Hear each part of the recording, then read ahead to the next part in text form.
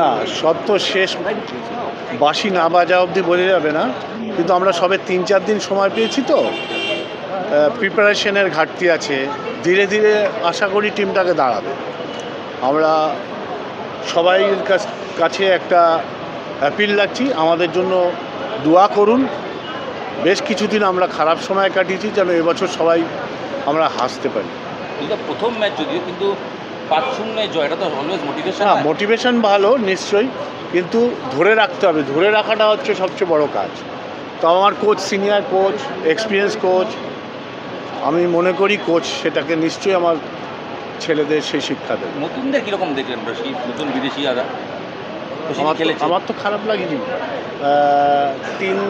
3 দিন না 4 দিন প্র্যাকটিস করেছে। রশিদ তো ভালোই খেললো, খারাপ তো না।